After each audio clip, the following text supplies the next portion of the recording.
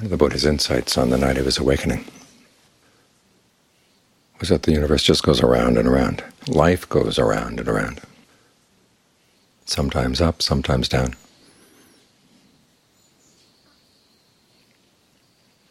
Where it comes from, he says, is inconceivable.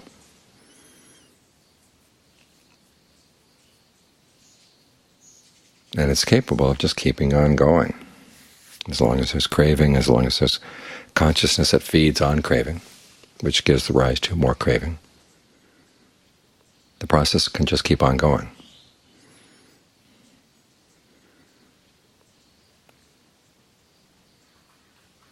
It doesn't serve any purpose. It's not going anywhere in particular.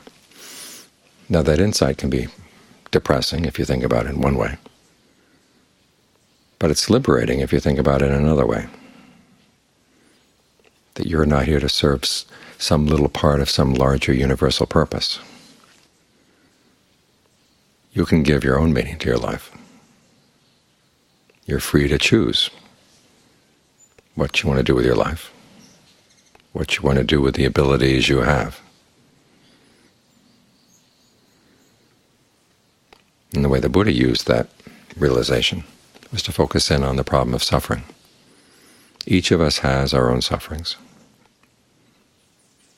They're part of our experience that we don't share with anyone else. You can sit and look at somebody suffer, and you can feel sympathy for them, but you don't actually feel their pain. And no one else can feel your pain. And the Buddha's basic message is that you can focus on that as a worthwhile issue, and getting rid of that pain is a worthwhile goal.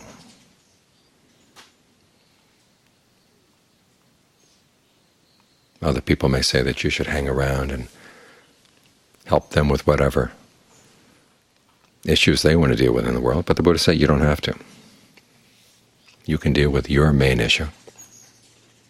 It would be nice if we could clean up everybody else's sufferings, but we can't, because suffering is a result of a lack of skill. That's one of the meanings of avijja.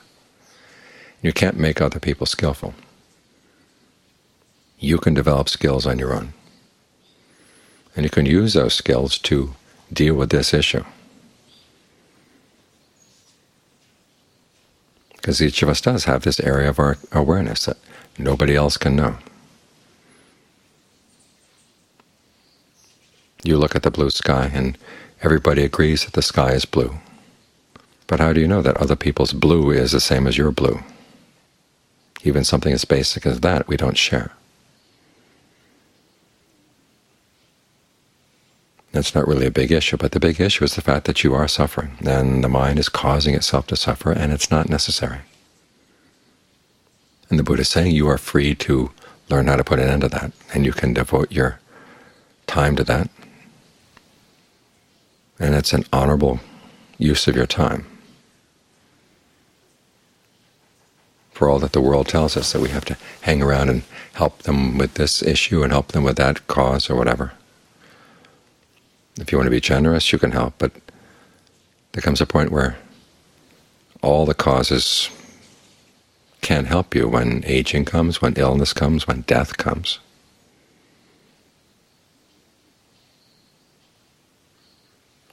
And the Buddha is saying, go ahead.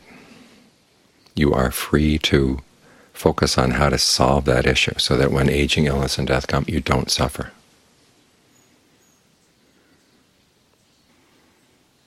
That's an independence that's really worthwhile. So look what you're doing right now. See what you're doing that's unskillful, that's causing unnecessary stress, unnecessary suffering. And work on that. Remembering that if you keep on coming back, you may be able to help people with some things and other things, but you're also putting a burden. You're putting a burden on your parents. One of the traditional things that happens with an ordination in Thailand is they'll have a chant. Sometimes it goes on for hours. Depends on how much the parents want to hear this.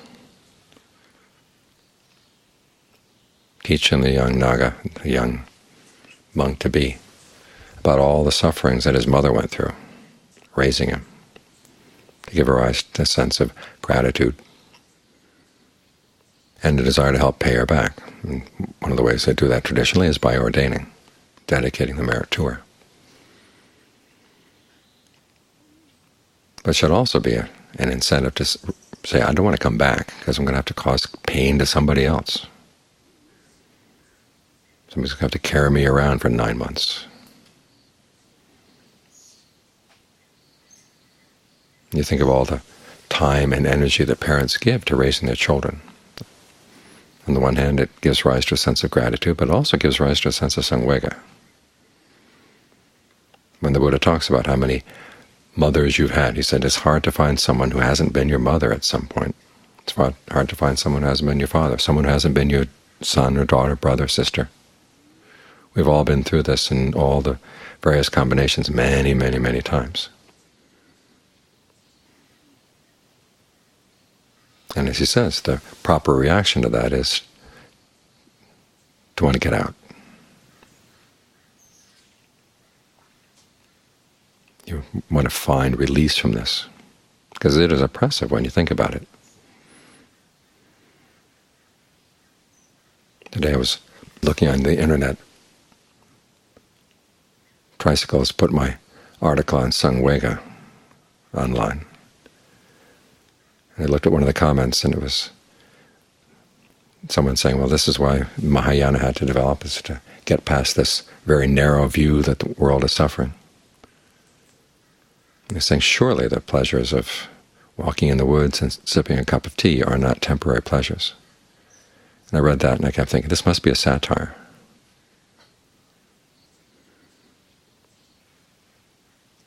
If you think that this is what it's all about, and this is all there is, and you might as well just learn how to accept it, well, that's one way of looking at it. But the Buddha said, no, you don't have to accept this. You don't have to come back. You are free to put an end to the suffering that you feel and that nobody else can feel for you, and nobody else can take away from you. People can soothe it a little bit, but when you're really suffering, the only thing that's going to get you past that is the skills that you learn. You learn vicca so that you replace the avijja that causes suffering. And the Buddha is offering those skills for you. He sets them out and says very clearly, this is how it's done. And some of the instructions are easy to follow, others are hard to follow,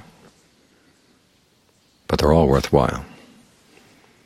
You know that example, he says, if you could make a deal, every morning for 100 years they would stab you with 100 spears, and every noon they would stab you with another 100 spears, and in the evening another 100 spears. 300 spears a day for 100 years, but you'd be guaranteed at the end that you'd reach awakening. He said it'd be a deal worth making.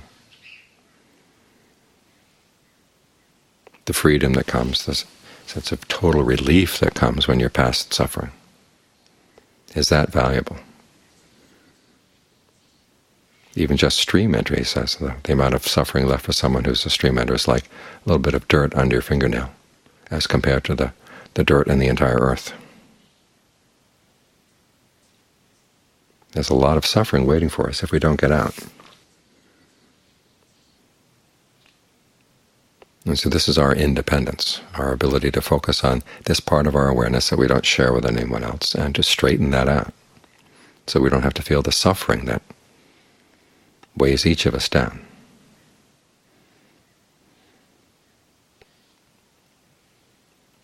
So its independence has a double meaning. One is you are free to focus on this issue. The universe doesn't have any larger purpose for you that you have to subsume your desire for happiness to conserve their larger purpose.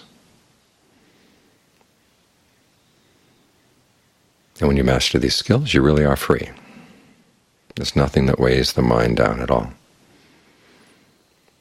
From that point forward, what you have left in life, you can give to others to help them learn these skills as well. That's the kindest thing you can do. This is why we pass these things on.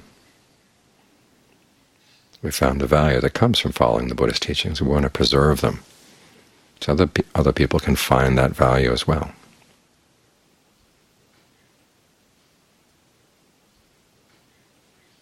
So for this hour, you're free to focus on the problem that you find inside,